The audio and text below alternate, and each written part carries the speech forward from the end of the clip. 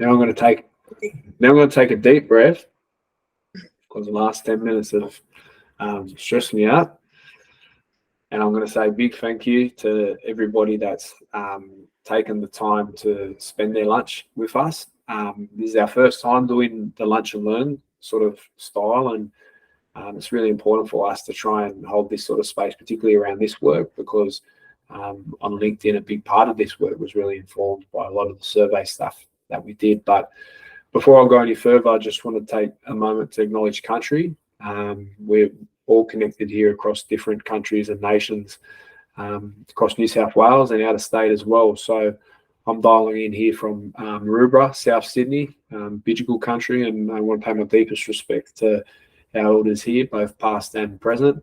And I want to send that respect to all the countries and nations that everyone's dialing in from today as well. For anyone on the call who I haven't connected with before, my name's Sam Johnson. I'm a proud Yuin and Jara man. I grew up on Gadigal country in Glebe, very staunch, strong Aboriginal community. And I want to take a moment to pay respects to the elders in my community as well, because without them, we wouldn't be able to be here doing the work that we're doing today. So, apologies for the hiccup, the tech hiccup. Like you probably saw if you follow along, there was a few posts last week and today around trying to navigate how we do these LinkedIn lives. It's not the most user-friendly process and tool on LinkedIn. And so we've had to, try and adapt and bring it across here and see if we can make it work. But it's probably reason why I don't see so many of these happening across my networks anyway on LinkedIn there too.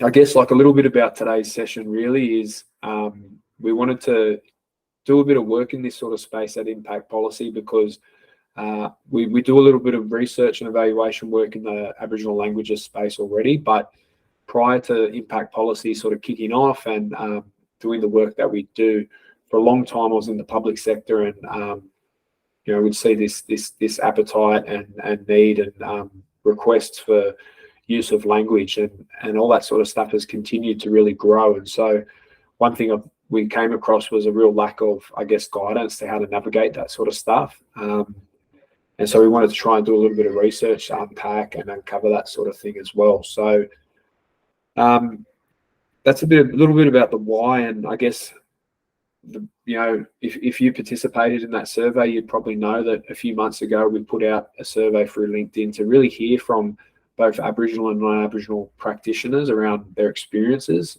particularly around Aboriginal language use in the public and private sector. And then we wanted to try and, I guess, reaffirm some, hypothesis or thoughts around what we thought were some of the barriers and some of the complexities. So we'll talk to that in this lunch and learn session. And then Holly, who's on the call here, Holly West from Impact Policy, she'll look at some of the work that's been happening overseas in New Zealand. We'll try and, very different landscape in terms of language context, but, just trying to look at how they sort of navigate this language protocol sort of space from a policy perspective, and any sort of learnings we can take away from that. We'll probably try and finish around 2:30 soon. So we'll try, I know the original invite was for an hour, conscious that it's your lunchtime, so we'll try and condense it and keep it to the standard lunch and learn style of half an hour. For anyone who wants to stick around for a yarn, please, more than welcome. We will be here, but I'll try and wrap up. We'll try and wrap up by 12:30. And I guess, for us, for anyone who hasn't got a massive background into the Aboriginal languages space in New South Wales, in 2017, New South Wales passed the Aboriginal Languages Act. New South Wales is the only state in the country that has legislation that recognises the significance of our languages and reinvests into the revitalisation of that through the establishment of the Aboriginal Languages Trust here. We're also one of the few in the world that has legislation in that sort of space too. And so with that, though, since 2017 and the growth and investment into that in New South Wales, we continue to see, this use of, this need, this, hunger, for lack of a better reference, for use of Aboriginal language in these policy and public and private sectors. I know for myself, before I came into impact policy, I spent 5 years as a public servant. If there's anyone else on the call from those sorts of spaces, that's a black fella in that sort of space, you're probably familiar with, having to deal with inquiries or providing advice and guidance around questions about Aboriginal language use. I know for myself, we'd be dealing with questions around, naming office meeting spaces, or naming buildings, or naming projects or programs, and everything in between. So Aboriginal staff, particularly in the public and private sector, are becoming the faces for providing this advice and guidance. And one thing is that we know that the language space is complex, and there's one thing we're sort of starting to uncover is that there's no real sort of process in place to support, I guess, Aboriginal staff in that space to be able to provide advice and guidance to support that, but also for non-Aboriginal staff to know where to start and what's appropriate and what's not appropriate, and some guidelines to be able to follow, to be able to navigate that stuff too. So that's a bit about where we'll try and go to.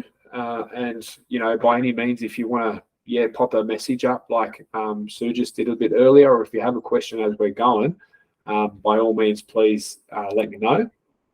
And happy to go through any of that sort of stuff. So this is just a quick intro. Again, I sort of talked about, we'll look at the survey data, some of the key stuff that come out.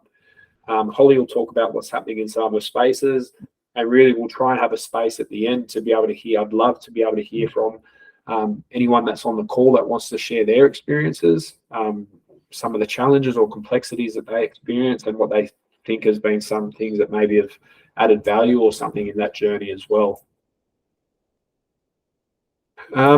So again, why we need to address this sort of stuff, I guess really around this sort of second point here is, following 2017 with the legislation that we've got in New South Wales, we've got this really growing investment into language revitalisation. And so we're already seeing the use of Aboriginal languages in these policy spaces increasing. It's a really critical time for us to really start to navigate, like, what is best practice for language use in these spaces. We know that there's work that happens across countries and nations. We know that there's programs and services that are very specific to country and all those sorts of things as well. We know that different language groups are at different stages of their journeys.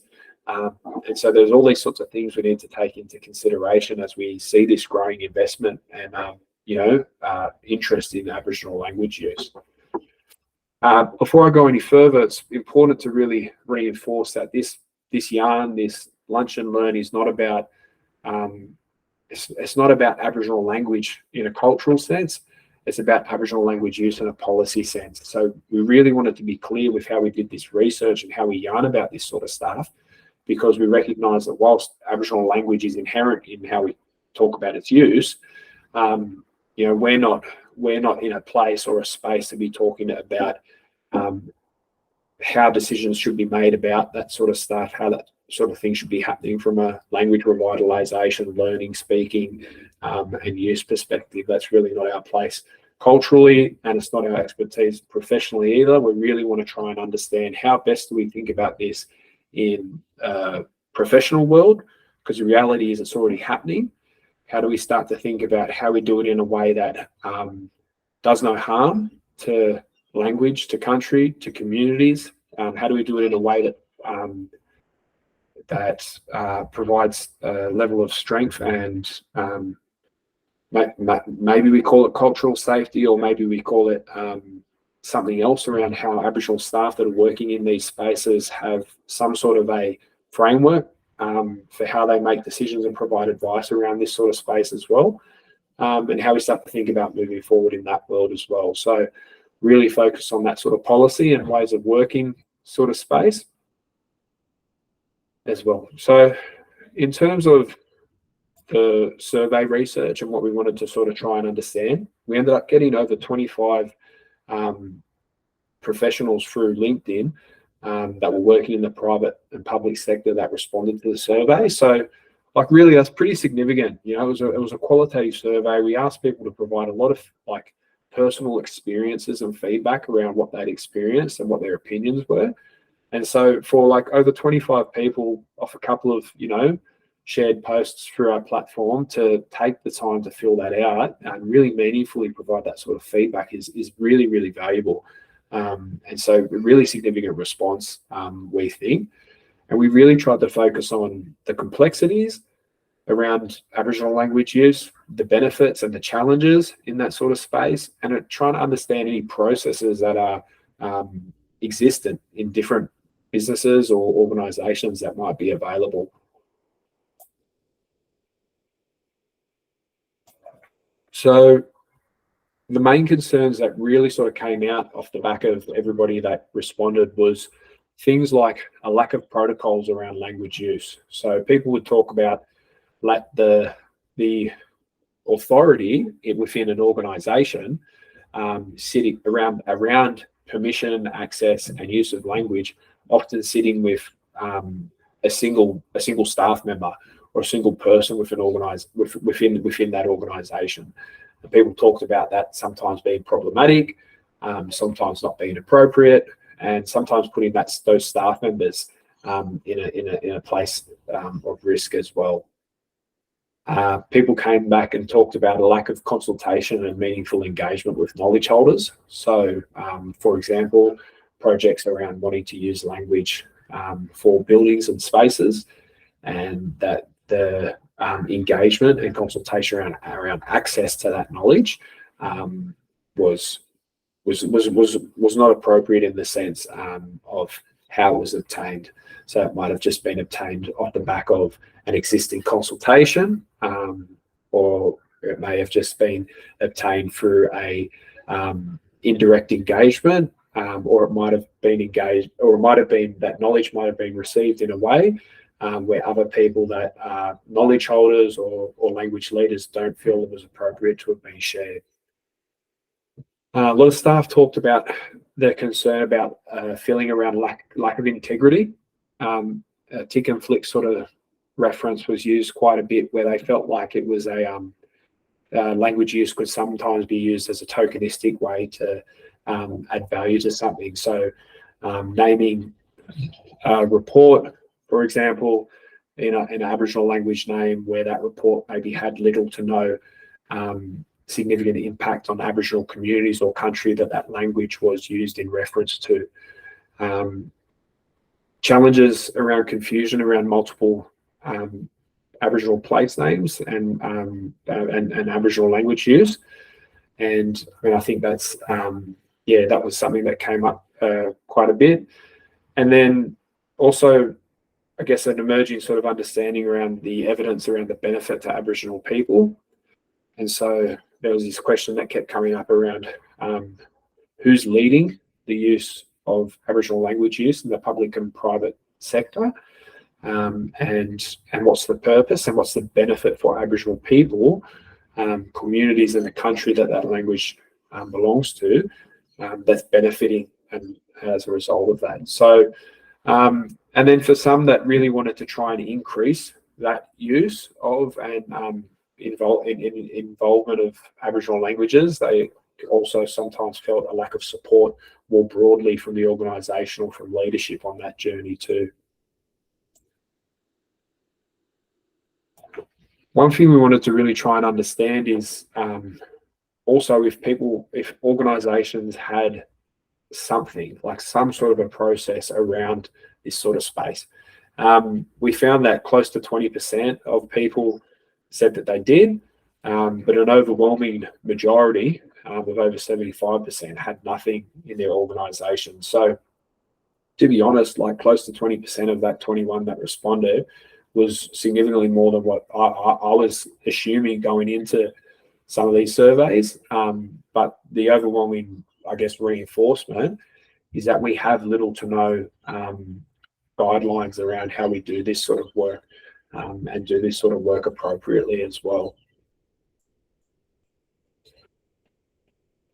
So we started to think about, so what does that mean when we talk about protocols, guidelines, agreements? Holly will talk a little bit later around some of the research that reinforces some of this sort of stuff. But, back in 2004, the community protocols for Indigenous language projects they talk about what formal written agreements can look like between, the public, private, and our communities can look like when we think about agreement making. I won't read through the whole paragraph, but even just the highlighted stuff here around our communities feeling that they have control over the content and use of, take out works and put in language. And through those types of agreements are empowered through a well-negotiated agreement. It sort of really feeds into a lot of conversations that are happening at a state and national level at the moment, particularly around Indigenous cultural and intellectual property. Language is a really significant component of that. And so as we start to look at this Aboriginal language use area that we're touching on today, it really starts to feed into some significant broader conversations that we're having around ICIP at the moment. Respondents talked about, we asked them, we wanted to hear about like a benefits, shared benefits and all that sort of stuff. And I guess 30% of people said that they felt like there was no real benefit from Aboriginal language use for them professionally where they work. 20% of people talked about, increased exposure and interest and increased cultural awareness was an impact of this. And 10% talked about an increased pride and connection in their space of work because of Aboriginal language use as well. I guess trying to understand some of the complexities of where to from here, we asked people to sort of share some of that sort of feedback. Many people talked about a general lack of understanding in terms of where to from here and how to engage in this sort of space. People sometimes felt either too paralyzed, for want of a better reference, like very conscious of causing offence, and so wanted to embrace trying to use Aboriginal, access Aboriginal language use for different parts of projects or places of work, but felt really cautious around causing offence and understanding the process to be able to do that appropriately. So that hindered a lot of sort of progress for that potentially being something that could happen. Again, contention around language use. We know that across, and some people in this call might that are connected to the language space might be aware that there's contention around language use in different ways. There's contention around language boundaries and all that sort of stuff that can play into some of the complexities when we talk about this sort of work. If you're working for a business or an organisation and you are in a place on country where those borders, there may be contention around that sort of stuff. It can be really complex and tricky landscape to navigate if you want to talk about Aboriginal language use and how to do that appropriately in a way that doesn't cause harm and is really appropriate. It is really appropriate. And so I guess it really reinforces is that there's no central guideline or protocol for how any of these sorts of organisations and entities can navigate this sort of contention. So again, these complexities often come down and back to the one blackfellow that's there in a team or an organisation, or the only Aboriginal sort of team or directorate within the whole agency, to then be the authority to try and navigate some of these complexities too. So there's some of the sort of complexities that are coming out of that initial sort of survey stuff. And then we looked at trying to understand, key insights and contributions that came away as well. So shared ownership of decision-making relating to decisions around reforms needed to support Indigenous languages was one of the key ones. Again, same sort of stuff around the boundary sort of piece on the earlier slide was where there are multiple traditional owners in those scenarios, considering multiple languages being used, and how do you navigate that space as well? Really consistent insight coming through was the positive impact of embracing language across businesses and sharing its beauty.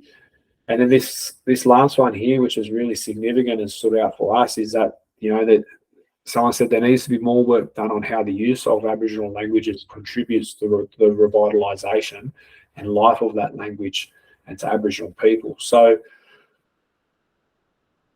so we know that there's so much power and there's so much strength in the revival journey that we're on, particularly in New South Wales around Aboriginal languages. And so we're at this real sort of sticking point where we know that we can see the value and the impact, particularly for country, communities and culture. But we're really at this stage where we really need to start to understand from a policy perspective, how do you do that in a proper way? And how do you do that in a way that's really informed and led by the communities and country that language is from?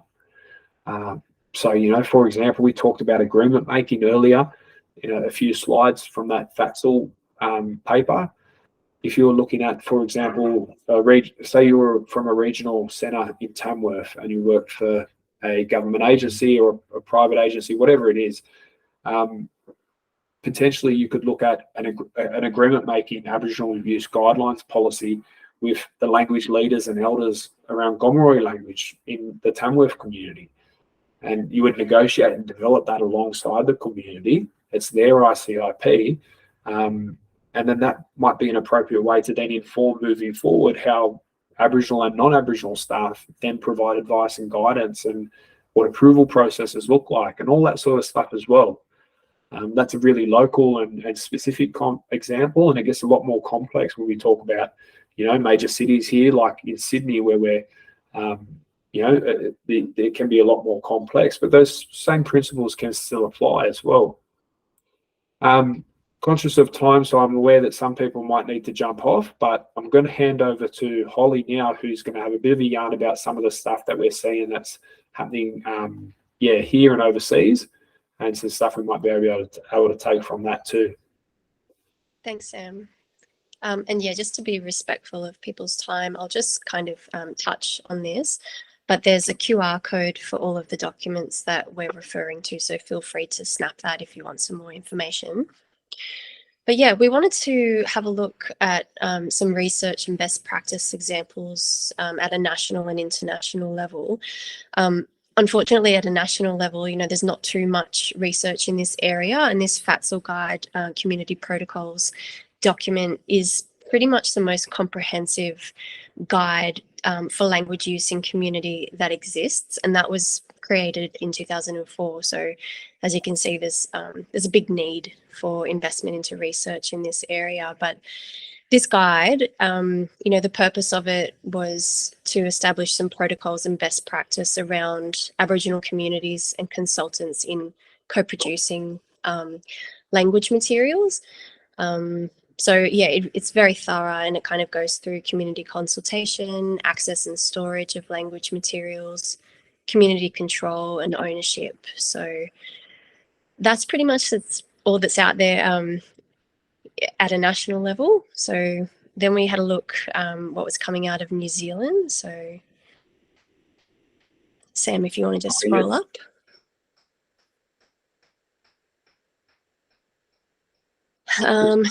Now, New Zealand, their biggest research project, that's published and accessible, was this one, and it looked at language use in organisations across the country, and they surveyed over 1,100 employees, and they're looking at their motives and outcomes for adopting language use in the workplace, in organisations. And they found that the main motive coming up, was to increase customer engagement and company profile. And they really looked at a lot of the cultural aspects to that and the impact on community and the whys around language use in New Zealand. And they produced a set of recommendations coming out of that, which should be on the next page. Again, we won't go through these in detail, but you can just see some of the underlined notes there, and that echoed through our research as well, comments like everyone is welcome to use the language and removing the stigma around, not being able to pronounce language properly, having a whole of organisation approach where everyone is encouraged to use. and they were also big on community consultation and engagement throughout the whole process. Yeah.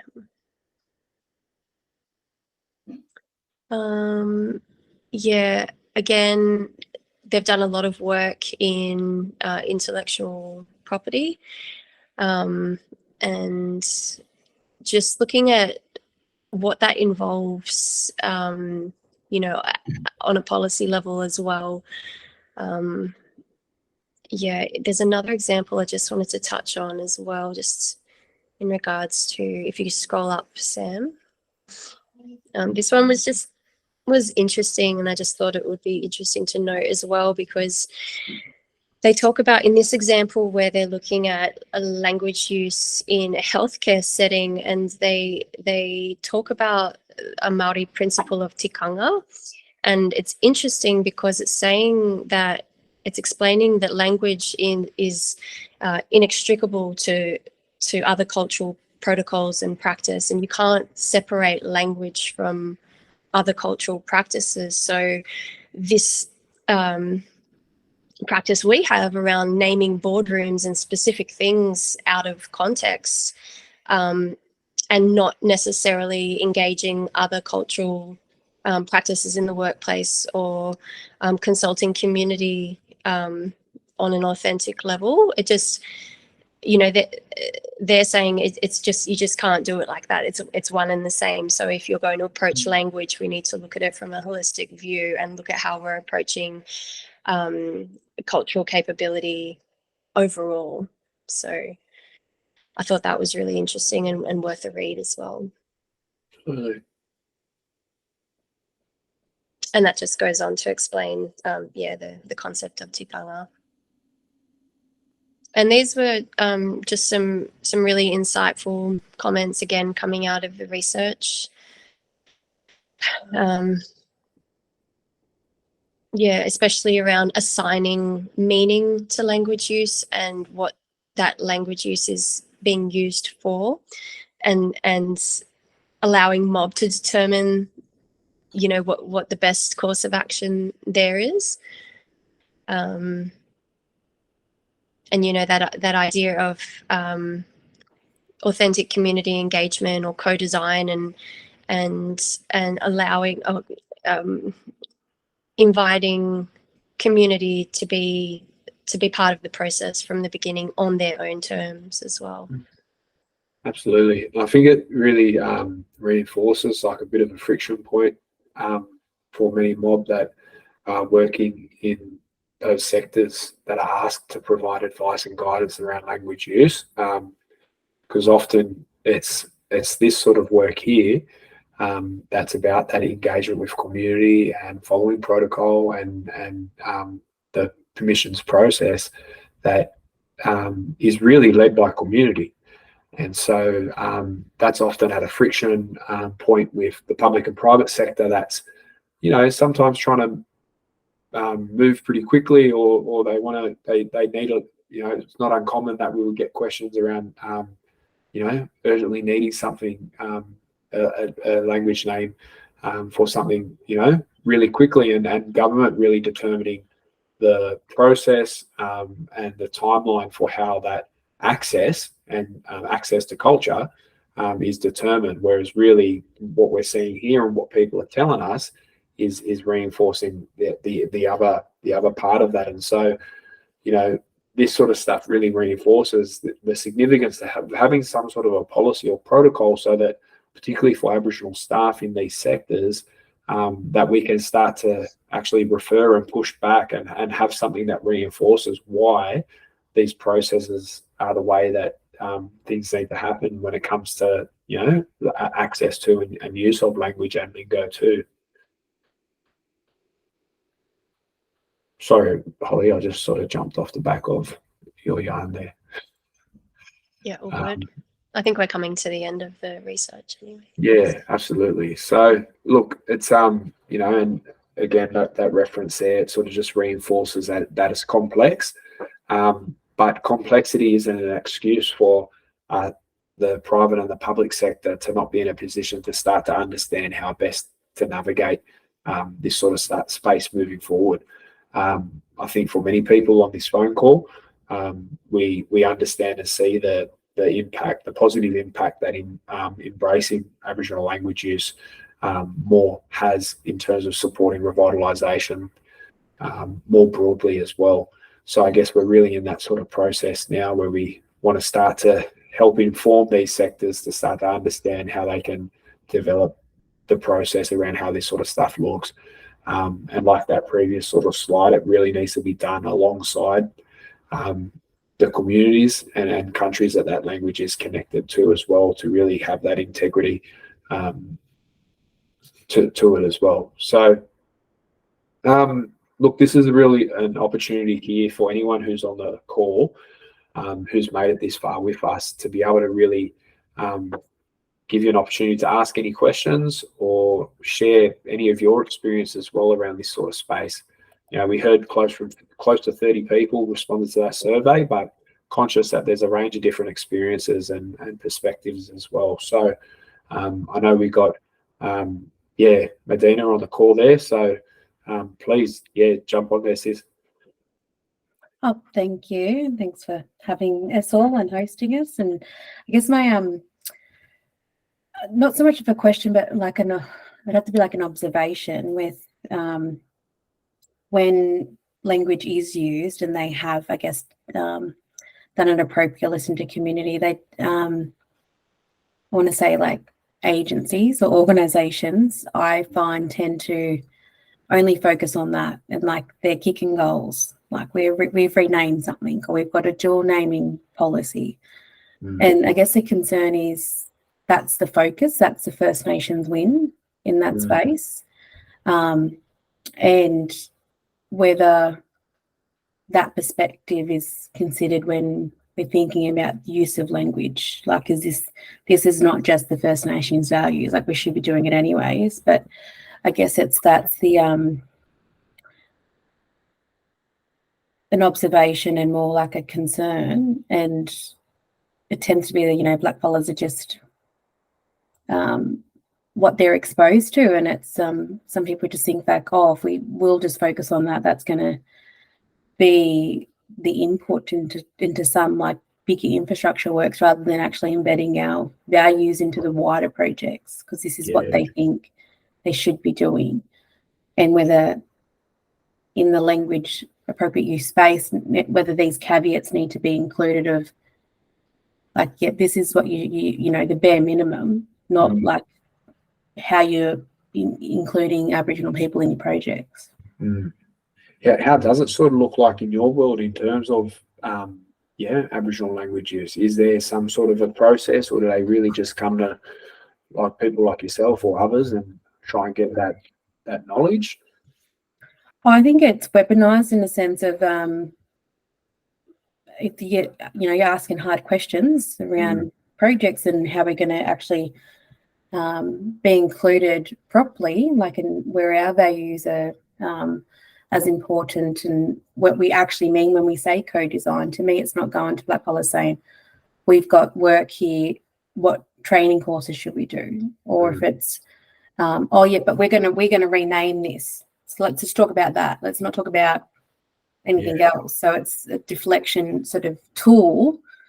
But at the end of the day, if they renamed, you know, so many bridges or roads or rooms, or like it's telling a story of how they've done all the things, but in reality, we're not included in the wider thing of, you know, what procurement policies did you actually implement? What Aboriginal businesses did you use? It's like what we say when we actually mean co-design. It's that we're embedded into the project works, not like where this can be, like, to me, this isn't, you know, naming a room's not going to leave a legacy in the next 100 years.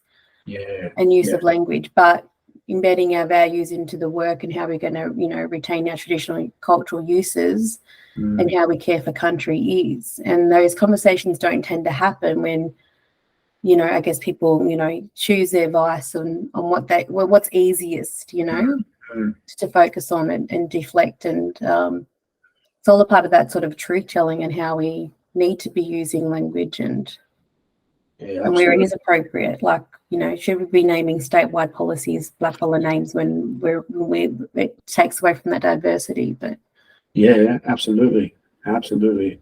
I think you touched on a lot of the complexities that have been coming up so far. Do you have any thoughts around around the impact of some sort of a protocol or a policy for agencies or organisations to have to be able to navigate this sort of space as a bare minimum? Or I think it's just like having that a way to people to be thinking differently, like when we're talking about language use, and when it's not just like the way they're doing it, but how it is appropriate. Like, this is not the only agenda item that you should be talking around black collars with. Yeah, absolutely. Or the first conversation you go to community of, do you want to name this or that? And it's like, well, no, what are you doing? Like, we need to, how are we partnering? How are we, this is what co-design means for us. Like, we can embed that process here, but overall, what are you actually doing? And we're not just to be brought in to be naming things appropriately. Yeah, definitely. I think it's even some of that yarn there you were saying sort of reinforce, I think, what Holly was saying about some of that research around how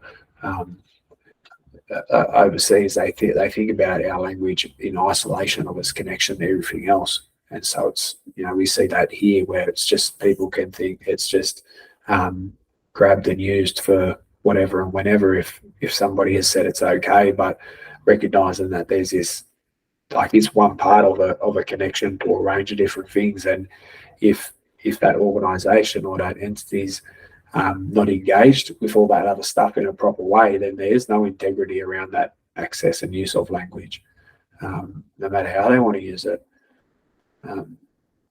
It's really helpful. Is there any other stuff? Anyone else that want to have a yarn about any of their experiences that they've come across, or any anything like that? Any insights that they want to share? I know we've got Sue on, we've got Tegan, a couple of others. Not going to put you on the spot, but if you do have anything that you want to share, it would be we'd really love to hear it. Or any feedback from today's session. There you are there, Sue. Thanks very much. Really useful. Thank you very much. We get exactly the same here in WA. We have companies turn up with a shopping list of what they want, and they basically want to appropriate Aboriginal language and culture, or elements of the culture, without it being embedded within culture or coming from a place from the elders. And it's something we really battle with. And, they might say, I want an Aboriginal artwork, I want 3 meeting room names, I want a craft, for the front of our office, and a painting for the wall. They have their shopping list. And none of this, so selecting elements of culture, but it's an appropriation, and it becomes de-embedded. It's not embedded in culture anymore. And we battle, of course, then with ownership. Once a company pays for something, do they then own that word or that phrase and can copyright it? So thank you very much for your talk. It's something we have been talking about at the Goldfields Language Centre for a long time and trying to battle with. So it's going to give us we need to develop some policy, and we've been talking to the state about developing state policy in this field as well. So thank you. No worries at all. And that shopping list is a good reference point, I think, for many of us. We've come across that sort of experience, that people coming to us for that sort of stuff.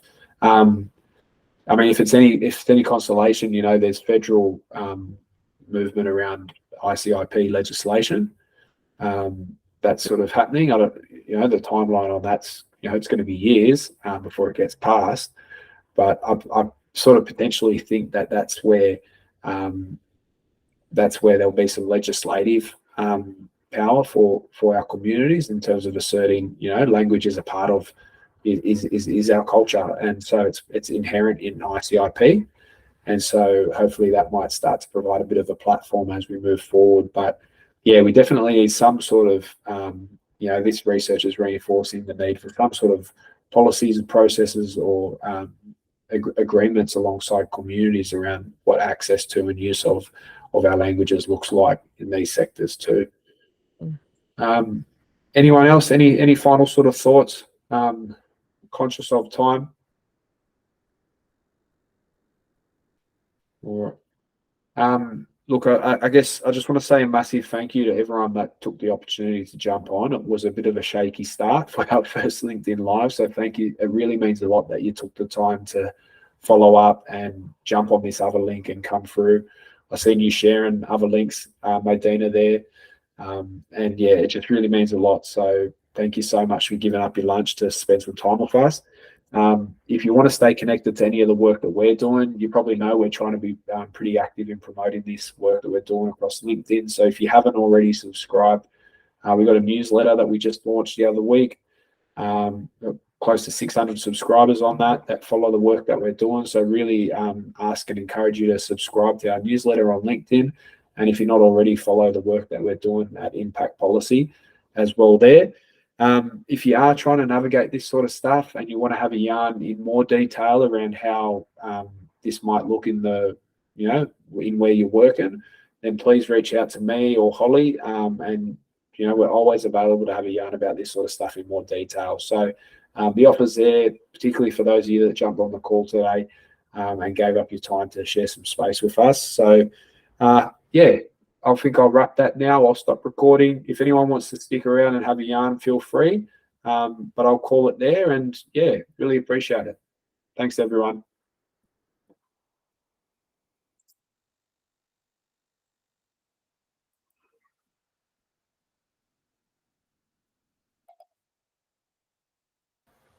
Thanks heaps. I lost you in my tabs then.